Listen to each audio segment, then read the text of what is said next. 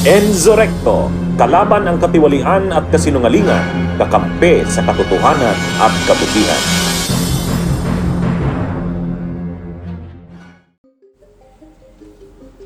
Oh, mga kabunyog, mga kababayan, galit talaga si Erap doon kay doon kay Bryce Hernandez, ha?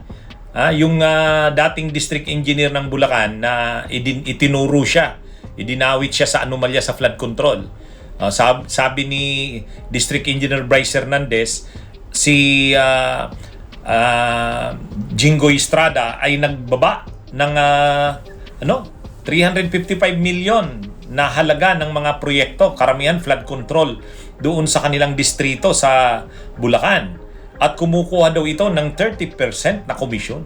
Oh, yan, ganyang kaseryoso yung aligasyon o akusasyon nito ni Bryce Hernandez. At willing siya na maglabas pa ng mga ebidensya. Willing din siyang magtestigo sa anuman na forum. Kaso man yan laban kay Jinggoy o anuman. Kaya galit na galit ngayon si Jinggoy. Kaya lang, sabi ni Jinggoy, sinira daw ang kanyang reputasyon. Wow, ang tindi, sinira daw yung reputasyon niya, sabi ni Jinggoy. Sabi ni Jinggoy, kakasuhan ko siya. Tinanong din siya ni Karen Davila, ipapatawag niyo po ba siya sa Senado, sa Senate Blue Ribbon? Kung ipatawag po ba siya, attend kayo? Sabi ni Jinggoy, kukumprontahin niya daw. Haharapin niya daw ito sa Senado. Pikon si kakasuhan niya. Sa halip na harapin niya na lang ang issue. Tinatakot niya itong si Bryce Hernandez ng kaso. Actually, yung paglipat nga kay Bryce Hernandez sa Pasay City Jail, pananakot din ito kay Bryce Hernandez Kasi ang pinakiusap ni Bryce Hernandez sa kamera, kapag nagsalita na siya at pinangalanan niya na yung mga matataas na opisyal na sangkot sa mga anomalya, sabi niya wag siyang ibalik sa Senado kasi nga, syempre, senador yung pinangalanan niya Ngayon, tinupad naman ng kamera yon. Nakiusap kay Senate President Soto. Dinala siya sa PNP custodial facility. Kaya lang, galit sila Jinggoy. Pinadala siya sa Pasay City Jail. Syempre, ang ibig sabihin nun, pagdating kay Bryce Hernandez, pinaparating kay Bryce Hernandez na parang tinatakot ito na wala kang proteksyon. Ito nga, nadala ka diyan sa Pasay City Jail at baka anong mangyari diyan sa iyo. Kaya nga, sabi nga rin ng abogado ni Bryce Hernandez, nangangamba sila sa anumang mangyari kay Bryce. Kaya talagang galit sabi niya kakasuhan niya daw at kapag nakita niya raw ito, kukumprontahin niya daw ito. Pikon si Jinggoy. Parang sa totoo lang ang tama diyan, pwede niya namang harapin yan ng hindi naman yung pikon siya, kundi kung mali o kung nagsisinungaling, harapin niya. Hindi kinakailangan yung manakot pa siya or magmaniubra pa ng kung ano-ano.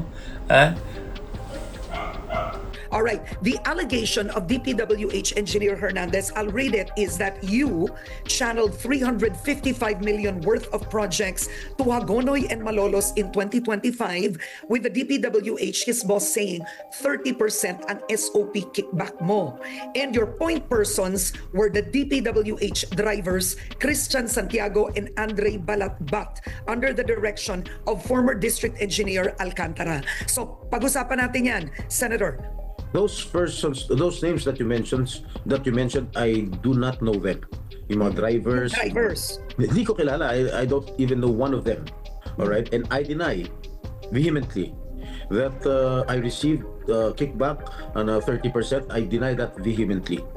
Okay. And lahat yung mga sinasabi ng Bryce Hernandez during the House hearing yesterday, wala naman siyang ebidensya. That is that is plain and pure hearsay. Now, Senator, let's start first with this, in 2025, did you recommend projects in Hagonoy and Malolos worth 355 million? Because no. The records would bear that. No, I did not. In fact, those projects that he mentioned are already in the GAA, the General Appropriations Act of 2025. They can see it. It is a public document. But did you recommend it? No, Or no, you no. the one No. I never recommended. sa Hagonoy and Malolos? Yes. No, Oo. no. I never recommended. I never inserted. Walang insertion sa amin. Kasi nakita nyo naman si Congressman Toby Tiangco, nahanap niya na yung bawat distrito, eto recommended by Zaldico, recommended. Sa Senado ba, paano ba kayo nagre-recommend ng proyekto? Well, wala kaming nire-recommend. Actually, we can amend. Pwede kaming mag-amend. For example, ako po, I was a vice chairman of the Committee on Finance and I handled the budgets of MTRCB, FDCP, and human rights. Ako yung nag-handle ng mga government agencies na yan. So yung FDCP, halimbawa, they needed 10 million pesos para sa, or 20 million pesos para sa archives, para magkaroon sila ng archives ng mga lumang pelikula natin. So I recommended to the Finance Committee na dagdagan ng budget ng FDCP. Ganun lang naman yun. Okay, now, clearly you know District Engineer Henry Alcantara, right? You have photos with him. Yes. Number one, on your birthday in Soler, was he invited? First of all, the picture that was shown in public was not on my birthday. Eto, He was we're lying. showing now on screen, yung naka-selfie kayong dalawa. Birthday mo ba to, sir? Saan? Hindi ko nakikita eh. Okay, all right. Well, Was I wearing a red jacket? Yes, a red Okay, jacket. that was not on my birthday because nung birthday ko, my 60th birthday, nakasuit ako. Okay, I remember vividly. I was wearing a suit, not a red jacket. So, kailan po ito, Senator? Do you remember? Well, sa dami ng mga events, I cannot recall. Maybe pwedeng victory party ko yan, pwedeng oath-taking ko yan nung when I just won as a senator. But be that Why would as he it be may, there? Senator, why would the DPWH District Engineer I invited, be there? alam mo naman tayo mga Pilipino, mahilig tayo sa mga sabit. No? Eh siguro kilala niyo yung mga ibang kaibigan ko, siguro sumabit siya and I don't even know him and gusto magpa-picture sa akin, wala naman akong tinatanggihan pag meron gusto magpa-picture taking sa akin. Alam naman tanungin ko siya, sino ka? Drug lord ka ba? Gambling lord ka ba? I wouldn't have asked those questions, di ba? Okay, Remember, we are public figures. Kahit sino pwede magpakuha ng picture sa atin. there's another photo that was shown in Congress. Nakabarong ka doon, I believe, and Alcantara was beside you. Can we show that photo? I think I saw that pic. I cannot see it on the Yeah, screen. oo. I think kasama dyan si Secretary Laguesma. Yes. Am I correct? Yes, yes. Because I saw that yesterday. No, I think that was my oath taking. Wherein I invited some of our cabinet officials. But once again, the district engineer is there. For somebody you don't know, why would he be in your oath taking or a victory party? You get me? Why would Yeah. Why would the level of a district engineer be there and him specifically? Maybe he was accompanied by the former city engineer of Manila when my father was mayor, si Engineer Robert Bernardo. Maybe Engineer Bernardo tagged him along because I heard that he was the deputy city engineer, the assistant city engineer of the city of Manila when my father was mayor of Manila. Okay, because Hernandez claims that it is Alcantara who directly coordinates with politicians. So it's Alcantara who, if this bears any weight, will coordinate with you or Joel Villanueva. Parang ganun yun eh. Because he's the boss. Boss Hernandez, Alcantara. When asked by certain congressmen yesterday during the hearing, I think si Congressman Adyo or Congressman Joel Chu asked him if indeed it was true that he was talking to politicians, namely myself and Senator Joel Villanueva. District Engineer Alcantara denied it. Because I never had any dealings with them. My God. Maybe, alam mo Karen, wag sana nilang ilihis ang issue. Just to save his skin, ang totoong issue rito, ang mga ghost projects, ang korupsyon na nangyayari sa DPWH. Huwag nilang ilihis ang issue. Sana kung magbintang sila sa akin, magbintang sila sa ibang senador o sa mga congressman, they have to show proof or pieces of evidence that would really link us to corruption. You know, Karen, among all of us senators, I'm the most vulnerable because of the past issues that I've had. No, but please naman, it is unfair for me to connect my past issues today, alam mo marami na nga nagwa-warning sa akin. If I continue being an active participant in the Blue Ribbon Committee, I am an easy target. Pero sabi ko naman, I will do my job as a senator. I would want to ferret out the truth during this committee hearings. Senator, magandang binanggit mo yan. Bakit ka dapat pagkatiwalaan ng tao? At bakit di dapat sila maniwala dito? Given a little bit of history, yes, you were charged with plunder with an Annapolis case, but you were acquitted with that, but you were convicted of bribery, right? Tama Yes, po, pero bro? acquitted na rin ako sa bribery. Okay, so acquitted ka na sa bribery. So may punto ka eh. Vulnerable ka sa mga dating issues. Pero bakit dapat kapag katiwala ng tao, sasabihin ng tao, nagawa na yan, nakasuhan na yan ng ganyan nun eh. Ganyan siya talaga. Anong sagot mo doon, Senator? Well, pinagkatiwalaan niyo ako noong 2025. So I feel vindicated when I won during the last elections at gagawin ko pa rin ang trabaho ko bilang inyong senador. Okay? Kung kinakailangan ko araw-araw mag-attend ng Senate hearing sa Senate Blue Ribbon Committee, gagawin ko, mag-iimbestiga pa rin ako, mag-iimbestiga hanggat malaman natin ang buong katotohanan. Oo. So, Senator, under Senator Ping Lacson, you will be attending the Senate Blue Ribbon Committee.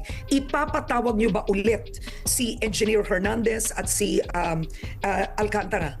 All the names mentioned in the House. Kasi ang nangyari, they were in the Senate, walang sinabit na senador. When they were in the House, puro naman senador ang sinabit. It's like palitan ng alegasyon. You understand? Nung sa Senate, puro congressman ang sinabit. Nung dito naman sa House, puro naman senador na ang sinabit. Will you be calling them back? Yes, if I were to be followed, because I'm not the chairman of the Senate Blue Ribbon Committee, I want their presence there. I want to confront Bryce Hernandez eye to eye, and it's up to the public to determine who is telling the truth. And I challenge him, as I said in my press conference yesterday, I challenge him to a lie detector test in public in order for the public to know who's telling the truth. Okay, nakita niyo yung ipinakita ni Engineer Hernandez, ni Bryce Hernandez sa lower house, yung pera, the cash that was in the office no sa DPWH, yung opisina niya, that supposedly Alcantara, that kumbaga yun ang hinihiwalay-hiwalay nila pambigay. Did you see that photo? Well, I saw that photo. Okay, what is your reaction with that photo? Remember when I asked Sally Santos, the owner of Sims Construction, she delivered 245 million in one day sa office ni Engineer Bryce Hernandez. That could be it. For me, that could be it. So tinanong ko kay Sally Santos nung may-ari ng Sims, how many times have you delivered bulk of money kay Bryce Hernandez? Several times daw. Tinanong ko kung umaabot ba ng 1 billion sa 3 taon na yon. From 2022 up to 2025, sinabi niya, yes, she answered in the affirmative. So I presume na more than 1 billion ang nai-deliver na nung Sally Santos sa office ni Bryce Hernandez. And wait, if you heard the privileged speech of Senator Lacson yesterday, regarding his gambling behavior, he goes to the casino, nagpapatalo siya ng 400 million pesos. Imagine, Karen, how can an assistant district engineer, paano siya magpapatalo ng 400 million pesos? And he owns a lot of luxury cars, Lamborghini, Ferrari, and he goes to the office using these luxury cars. Ang kapal talaga ng mukha niyan. Is there a way to investigate? There are reports that I'm reading from the media that supposedly has a house in Forbes Park, but under a different company name. Well, I do not know. I'm not privy to it, but we will have to investigate it if indeed he has a house in Forbes Park. But siguro kaya-kaya niya kung magpapatalo siya ng 400 plus million sa iba't ibang casino. Alam mo, pwede rin siyang kasuhan ng money laundering. You know why? Pag pupunta daw siya sa casino, okay, magdideposito siya ng 10 million pesos halimbawa lang 10 million pesos. Pag manalo siya o matalo siya ng konti, i-withdraw niya lahat yun. Okay, we-withdraw niya lahat yun sa kahera sa casino at i-declare niyang winnings. That is money laundering. Okay? Okay. Yan ang ginagawa. Kaya na-ban yan sa one of the casino, balita ko sa Resort World.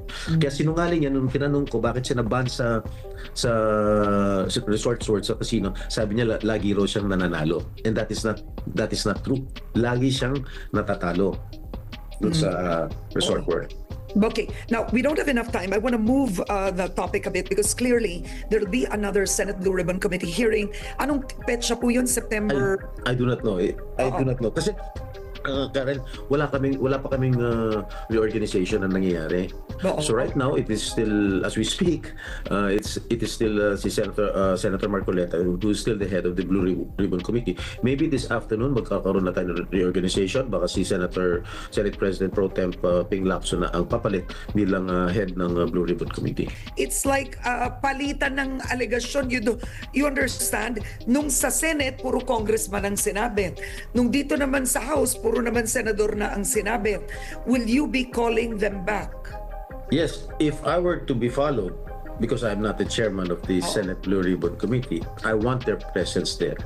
I want to confront Bryce Hernandez eye to eye, and it's up to the public to determine who is telling the truth. And I challenge him, as I said in my press conference yesterday, I challenge him to a lie detector test in public, in order for the public to know who's telling the truth. Bunyog, halikan na kasama ka. Bunyog, kapag buklod ay may pag-asa. Luzon, Visayas, Mindanao, isa ang pananaw. Sa bagong Pilipinas ang bunyog isisigaw. Bunyog.